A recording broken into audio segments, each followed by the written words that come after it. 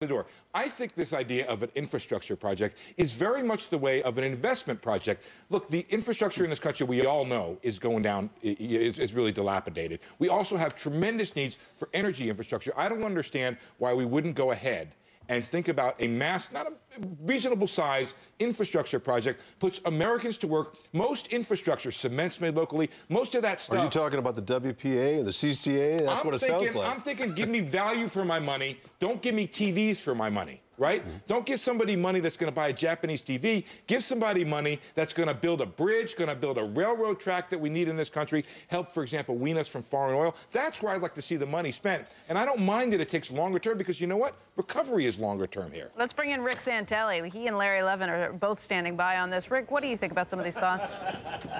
You know, to me, I'm sorry, but we need the third party. We need the Socialist Party here. And there's nothing wrong with that. Seriously, if this is the way, all these programs are counterintuitive to what the market probably needs, and that is, you know, more correction from an entrepreneurial standpoint. Small businesses create jobs.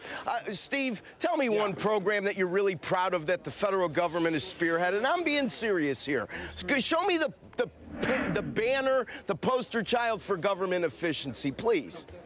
Well, I mean, what about the road projects we have in this country? What about our military? I like the military. What about the veterans? Well, the military is one of those things that is definitely outlined in the Constitution. I'm okay with that. Well, okay, Rick, show me something. Rick, I mean, there's a lot of things the government has done well. When was the last time you saw a Fed chairman pick political sides 2 weeks before an election? Why this is that really political getting sides, crazy. Rick? Why is that political side? Because you know what? Mr. Bernanke went out of his way his first year when asked any question that had any political ramifications. He did what he said he would do all along, and that is duck the question. Didn't duck the question yesterday. Well, I think a question to a Fed chairman about the need for economic stimulus or not is fair enough. You know what? You're right. They're printing pretty much paper 24/7, so why not? Rick, he ducked the essential political aspect of it, which is tax cuts versus spending. I mean, that's the political aspect of it. Did he bring that up in any big way? Did he underscore pay-go? He was asked it, and he didn't answer it, Rick. That's my opinion. I don't think he... Jim's trying to get I long for those days when the Fed actually was at least perceived to be apolitical. Well, Rick, why is the need for economic stimulus a political thing or not? It's an economic question. Oh, come on, Steve. I'm not going to even dignify that question. You know why? Because the Journal wrote an editorial that said that endorsing stimulus is the same thing as endorsing Obama?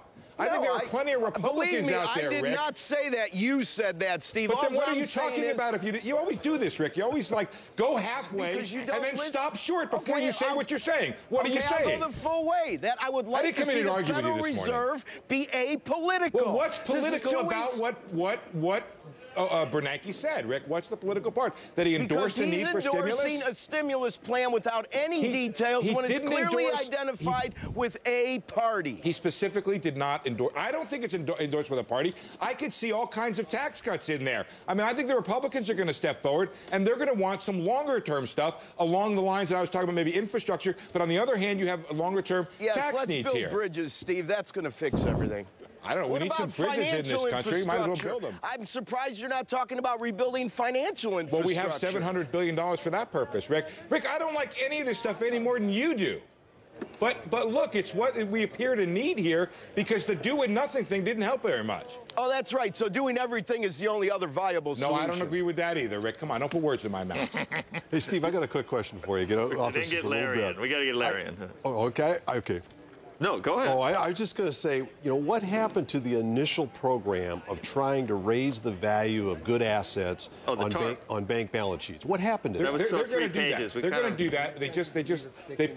They put that back behind in the order of doing the capital injection into banks. You know, at the time it seemed like a good idea. I still think it is. We're still going to do some of that. There's a lot of dormant bank capital. Here we are injecting capital, and there's dormant bank capital. Rick, you're going to be back with us in just about half an hour. Because Rick, I want to ask you about. I mean, what about Volcker? What do you think, man? I mean, he's like he's attached to the hip, to Senator Obama's hip. I think Michael Jordan needs to write a book about what great people do as they get into the twilight. That's what I think. Join a baseball team? They buy us. Okay, Rick, I can't wait to get you back. I love the Rick and Steve show. If you love it too at home, tell us. Don't complain. Tell us. I love it. Don't you?